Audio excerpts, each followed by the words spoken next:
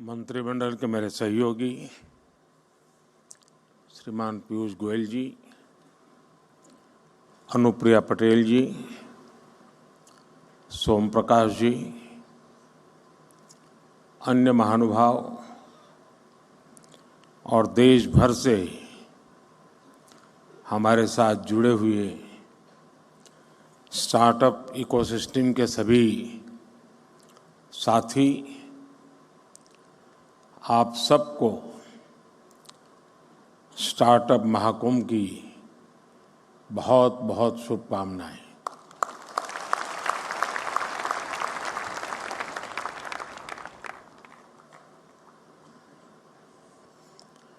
Startup launch तो बहुत लोग करते हैं,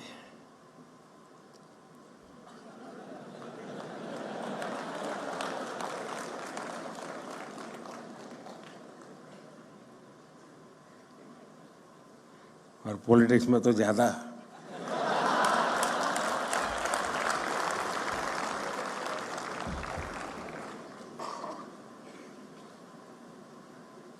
और बार बार लॉन्च करना पड़ता है।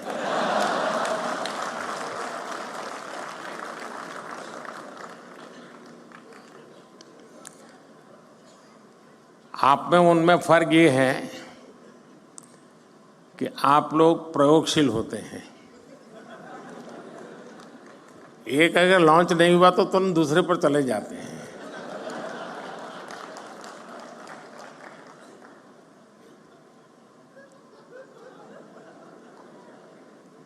क्यों भाई, पीछे देर हो गई?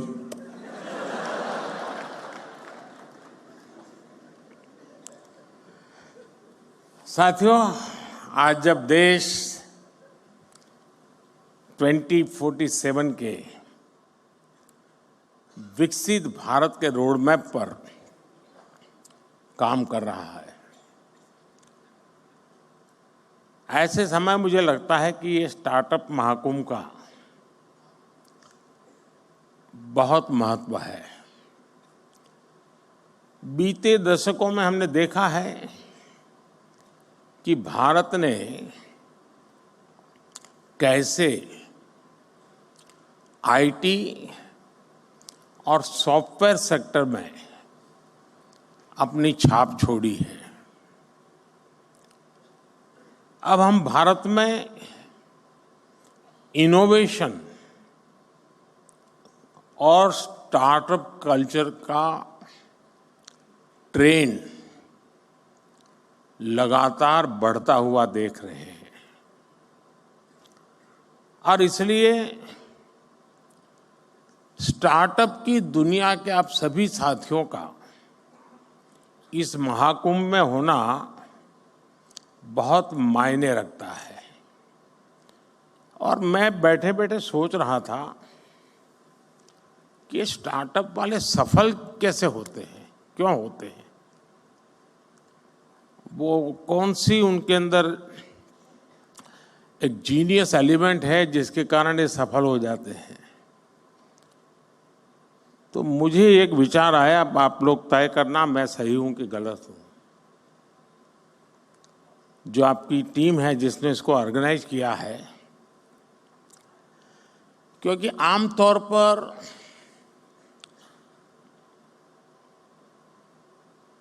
सार्वजनिक जीवन में, उद्योग जगत, व्यापार जगत में कोई भी निर्णय होता है तो उसका संबंध सरकार से होता ही है, और जब सरकार से होता है तो फिर थोड़ा 5 साल का टाइम टेबल रहता है।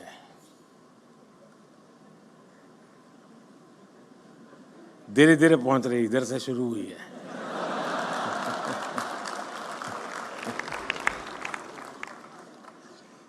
और इसलिए आमतौर पर जो व्यापारी मन होता है वो सोचता है, यार चुनाव का वर्ष है, अभी रहने दो, एक बार चुनाव हो जाए, नई सरकार बनेगी तब देखेंगे। ऐसा ही होता है ना। लेकिन आप लोग, इलेक्शन डिक्लेयर हो चुका है, उसके बावजूद भी इतना बड़ा कार्यक्रम कर रहे हैं।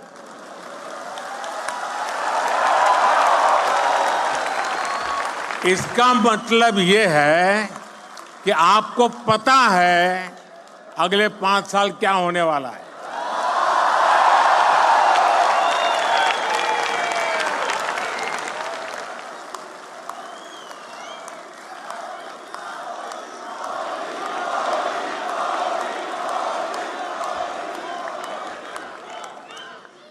और मैं समझता हूं आपके अंदर ये जो जीनियस चीज पड़ी है ना, वही स्टार्टअप को सफल बनाती होगी।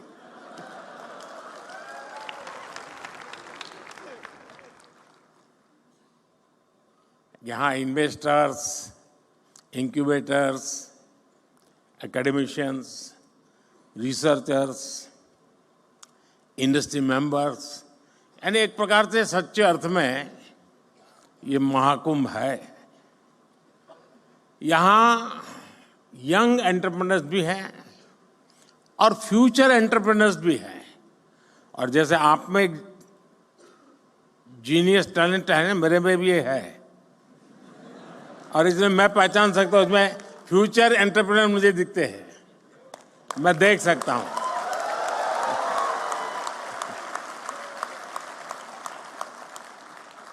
ऐसे में ये एनर्जी, ये वाइब वाकई अद्भुत है। जब मैं पोर्ट्स और एग्जीबिशन स्टॉल से गुजर रहा था तो ये वाइब में फील कर रहा था, और दूर कुछ लोग लगे थे, नारे भी लगा रहे थे, और हर कोई अपने इनोवेशन को बड़े गर्व के साथ दिखा रहा था। और यहां आकर किसी भी भारतीय को लगेगा कि आज के स्टार्टअप को नहीं, बल्कि कल के यूनिकॉर्न और डेकाकॉर्न को देख रहे हैं।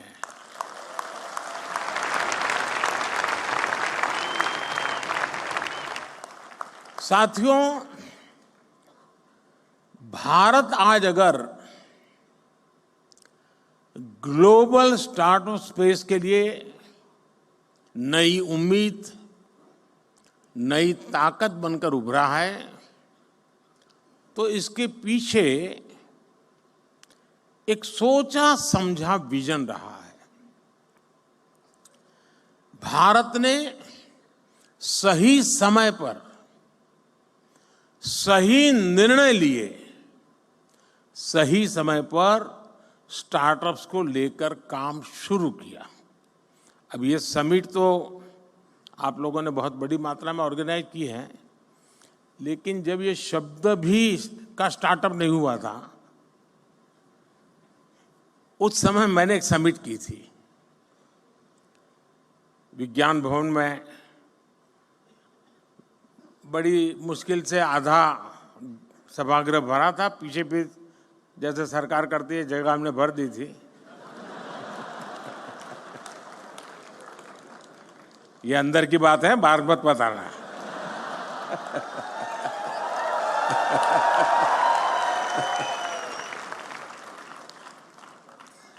और उस समय देश में जो नए नए कुछ नौजवान, और मैंने startup India, stand up India इसको लॉन्च करने की दिशा में मेरा प्रयास था, और मैं चाहता था कि उसको मैं एक आकर्षण पैदा करूं, यूथ में एक मैसेजिंग करूं।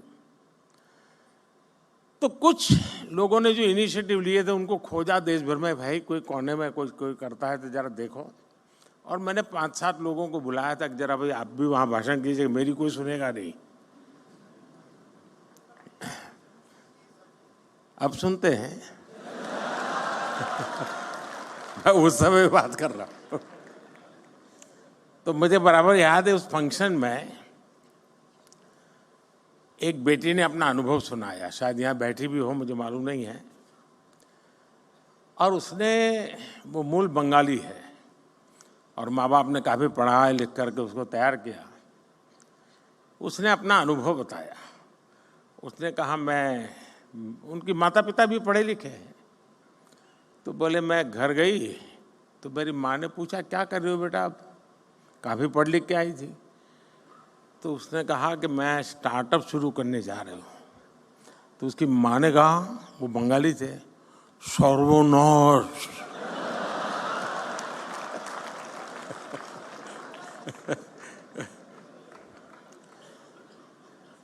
बोले सर्वनाश यानी स्टार्टअप यानी सर्वनाश। वहां से शुरू हुई यात्रा, इसका एक सैंपल यहां नजर आ रहा है।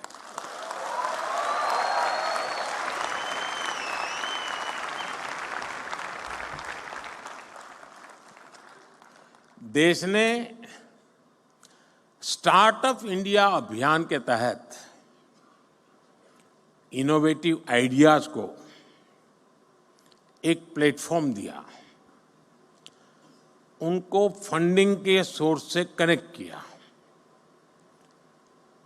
एजुकेशनल इंस्टीट्यूशंस में इंक्यूबेटर स्थापित करने का अभियान भी चलाया। हमने बिल्कुल उसका बाल वाटिका शुरू की, अटल टिंकरिंग लैब, जैसे एजुकेशन में सबसे शुरू होता है ना केजी का, वैसा ही हमने शुरू किया। और इससे फिर एक स्टेज आकर गया, इंक्यूबेशन सेंटर बनते गए। टियर 2, टियर 3 शहरों के नौजवानों के लिए भी अपने आइडियाज को इंक्यूबेट करने की सुविधा मिलने लगी। आज पूरा देश गर्व से कह सकता है कि हमारा स्टार्टअप इकोसिस्टम सिर्फ बड़े मेट्रो शहर तक सीमित नहीं है। और अभी छोटी सी फिल्म में भी दिखाया गया, ये देश के 600 से अधिक जिलों तक पहुंच चुका है। इसका मतलब है ये एक सामाजिक कल्चर बन गया है। और जब कोई सामाजिक कल्चर बन जाए तो फिर उसको रुकने का कोई कारण ही नहीं होता है। वो नई नई ऊंचाइयों को प्राप्त करता ही करता जाता है। भारत की स्टार्टअप क्रांति का नेतृत्व आज देश के छोटे शहरों के युवा कर रहे हैं। कुछ लोग सोचते हैं कि हमारे स्टार्टअप सिर्फ टैक्स स्पेस तक ही सीमित है, लेकिन मुझे खुशी है कि आज agriculture, textile, medicine, transport, space, even मैंने देखा योगा में स्टार्टअप शुरू हुए हैं।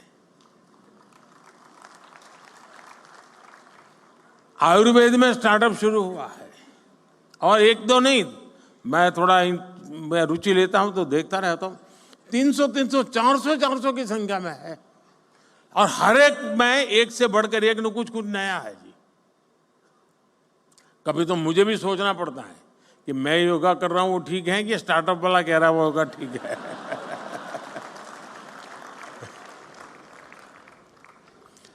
साथियों, स्पेस जैसे सेक्टर में जो कि हमने अभी कुछ ही समय पहले ओपन अप किया। पहले तो सरकार में जैसा स्वभाव रहता है जंजीरें बांध देना, और मेरी पूरी ताकत जंजीरें तोड़ने में लगी रहती है। स्पेस में 50 से अधिक सेक्टर्स में भारत के स्टार्टअप बहुत अच्छा काम कर रहे हैं। और ऑलरेडी हमारे स्टार्टअप स्पेस शटल लॉन्च करने लगे हैं जी, इतने कम समय में। साथियों, भारत की युवा शक्ति का सामर्थ्य आज पूरी दुनिया देख रही है। इस सामर्थ्य पर भरोसा करते हुए देश ने स्टार्टअप इकोसिस्टम निर्माण करने की तरफ अनेक कदम उठाए हैं। शुरुआत में इस प्रयास पर भरोसा करने वाले बहुत कम थे। जैसा मैंने प्रारंभ में कहा, हमारे यहाँ पढ़ाई का मतलब नौकरी और नौकरी का मतलब सिर्फ सरकारी नौकरी, यही सब था। मैं बड़ौदा में रहता था पहले, और वहाँ महाराष्ट्रियन परिवारों से हमारा नाता जरा ज़्यादा था, तो गायकवाड़ी स्टेट है। तो हमारे कुछ साथी बड़े मजाक के स्वभाव से कहते थे, अगर बेटी बड़ी हुई शादी तय करनी है तो घर में चर्चा क्या होती है? बोले मूला फाल छाना है। अरे बेटा बहुत अच्छा है, फिर क्या? सरकारी नौकरियां है बस। तो अब बेटी शादी होने के लिए योग्य हो गया। आज पूरी सोच बदल गई है। कोई बिजनेस की बात करना था तो पहले आइडिया की नहीं, दिमाग यही है यार, करना तो है लेकिन पैसे कहां से लाऊं। शुरुआत की चिंता उसकी पैसों से रहती थी। जिसके पास पैसा है वही बिजनेस कर सकता है, ये हमारे यहां धारणा बन चुकी थी। ये स्टार्टअप इकोसिस्टम ने उस साइकिल को तोड़ दिया है जी। और देश में जो रिवॉल्यूशन आता है ना, ऐसी चीजों से आता है। देश के नौजवानों ने जॉब सीकर से ज्यादा जॉब क्रिएटर बनने का रास्ता चुना है।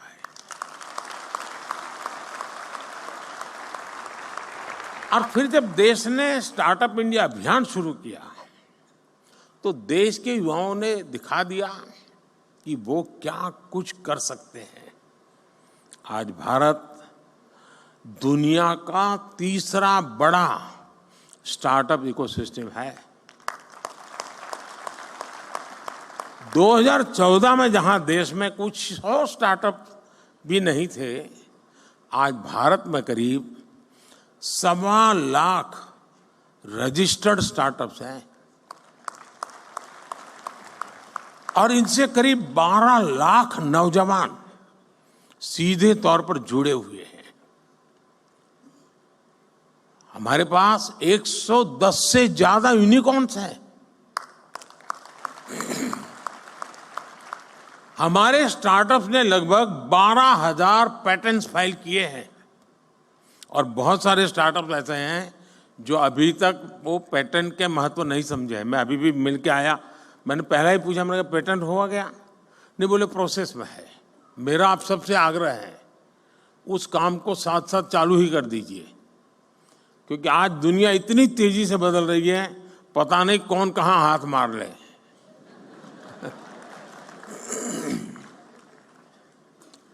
और देश ने कैसे इनकी हैंड होल्डिंग की है उसका एक और उदाहरण है जेम पोर्टल। यहां पर उसकी व्यवस्था है, आप देख सकते हैं।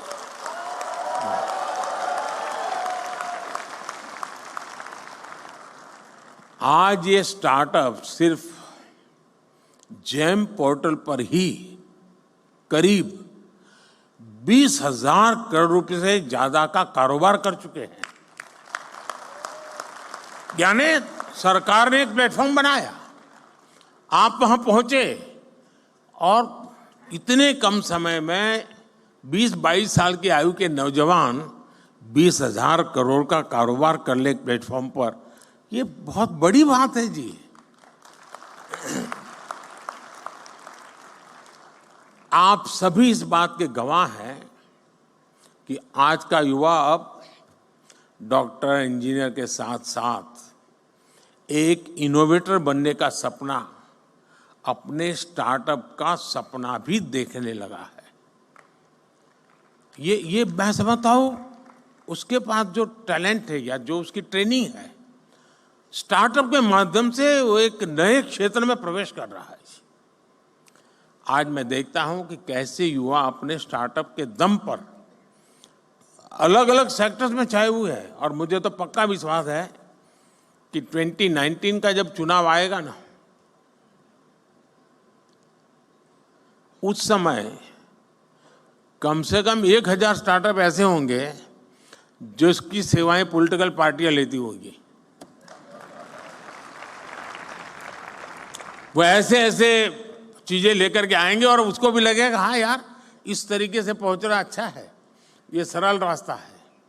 यानी कहने का मेरा तात्पर्य है कि हर क्षेत्र में, चाहे वो सेवा का क्षेत्र हो, कम्युनिकेशन का क्षेत्र हो, नौजवान नए आइडिया लेकर के आते हैं। कम से कम रिक्वायरमेंट के साथ वो परफॉर्म करने लग जाते हैं। और मैं मानता हूं इसी ने इसकी ताकत बहुत बढ़ाई है। कोई, मैंने देखा आज जो ट्रेडिशनल खान पान की चीजें हैं उसमें बिजनेस में आगे बढ़ रहा है। कोई मेडिकल के इक्विपमेंट इस प्रकार से बना रहे हैं कि भाई आपको बड़े आसानी से आप अपना देख सकते हैं। यानी कोई सोशल मीडिया के ग्लोबल जायंट्स से मुकाबला करने की तैयारी कर रहा है। यही सपने हैं, यही स्पिरिट है, यही शक्ति है। इसीलिए लोग कहते हैं मैं इसे नष्ट करूंगा।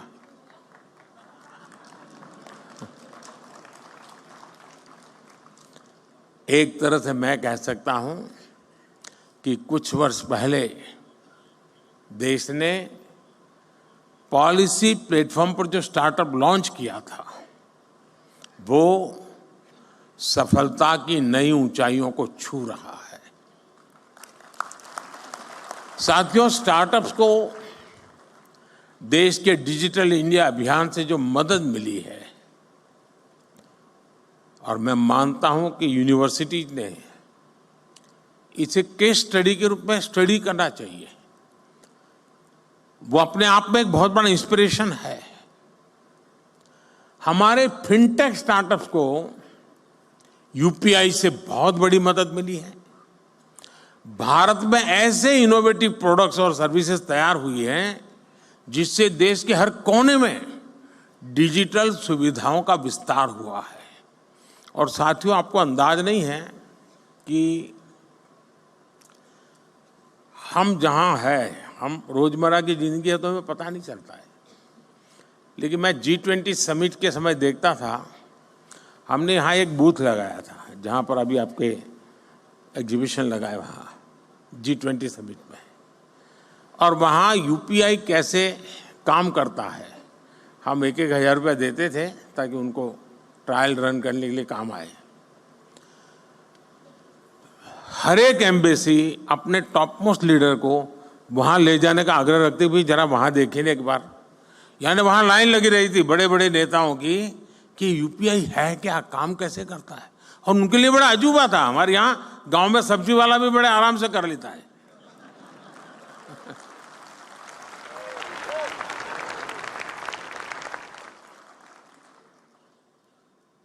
साथियों, इससे फाइनेंशियल इंक्लूजन को बल मिला है। रूरल और अर्बन डिवाइड को देश कम कर पाया है। और दुनिया में शुरू में इसकी चिंता थी, जब डिजिटल प्रोग्रेस होने लगा तो हैव्स एंड हैव नॉट्स वाली थियरी इसके साथ जुड़ गई थी। सोशल डिवाइड की बात हो रही थी। भारत ने टेक्नोलॉजी को डेमोक्रेटाइज कर दिया है और इसलिए हैव्स एंड हैव नॉट्स वाली थियरी मेरे यहाँ चल नहीं सकती है। मेरे यहाँ सबके लिए सब कुछ है।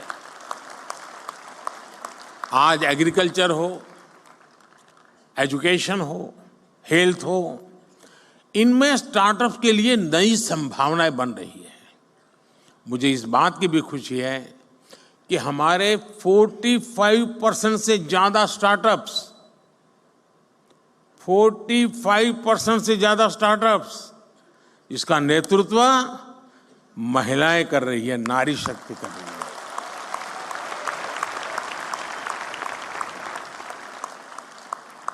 इस ताकत का कोई अंदाज नहीं लगा सकता जी। ये पूरा एडिशनल बेनिफिट है देश को। हमारी बेटियां कटिंग एज इनोवेशन से देश की समृद्धि की तरफ ले जा रही है जी।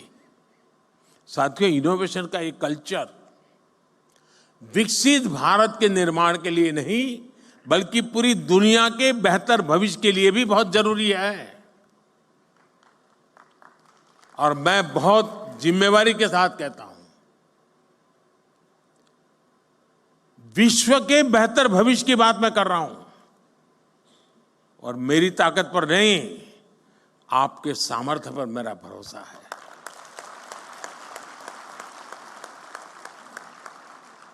भारत ने अपना ये विजन अपनी G20 प्रेसिडेंसी के दौरान स्पष्ट किया है। इसी प्रीमाइसिस में G20 समिट हुई। विश्व के सभी बड़े नेता कोविड के बाहर दुनिया को कहाँ ले जाना इसके लिए खड़े बैठे थे, और इसी मंडप पे मेरा देश का यंग माइंड बैठा है जो 2047 तक जाने का रास्ता तय करने वाला है।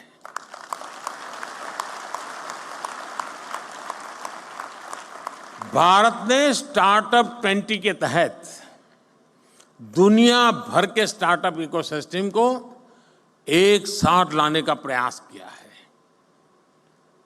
इसी भारत मंडप में G20 के दिल्ली डिक्लेरेशन में पहली बार स्टार्टअप्स को न सिर्फ इंक्लूड किया गया बल्कि उन्हें नेचुरल इंजन ऑफ ग्रोथ भी माना गया।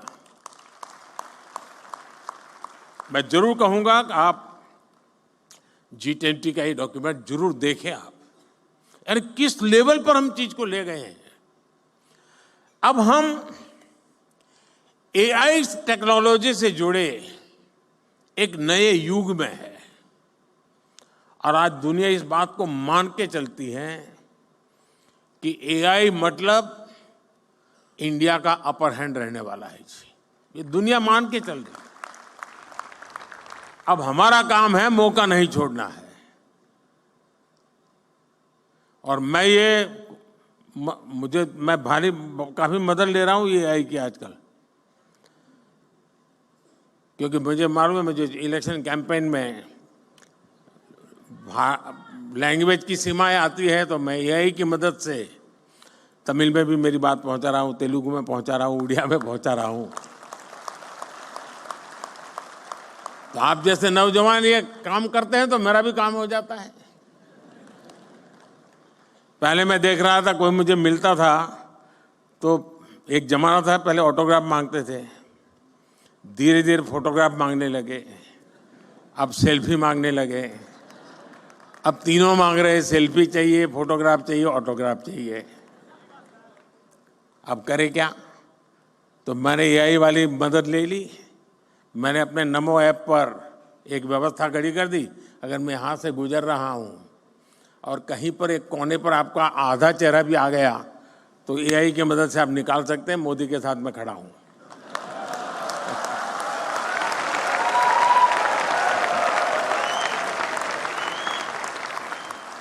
आप लोग नमो ऐप पर जाएंगे तो फोटो बूथ है, वहां से आपको फोटो मिल जाएगी आपकी। जरूर आया होगा, मैं यहां से गुजरा हूं तो।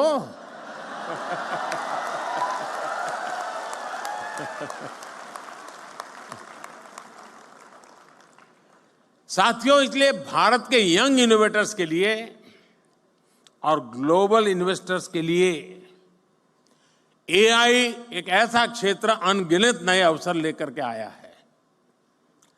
National quantum mission, India AI mission और सेमीकंडक्टर मिशन, ये सारे अभियान भारत के युवाओं के लिए संभावनाओं के नए द्वार खोलेंगे।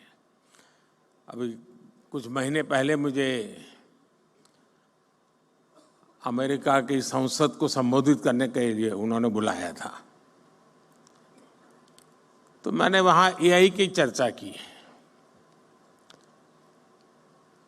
तो मैंने कहा अब AI दुनिया का भविष्य तय करने के लिए सामर्थ्यवान बनता जा रहा है, तो जितनी वहां समझ थी उतने हिसाब से तालियां बजी।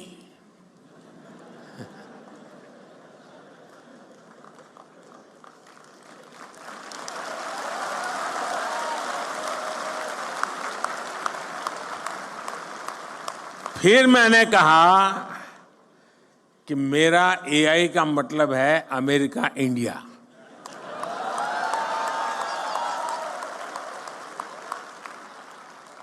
तो पूरा सभागृह खड़ा हो गया।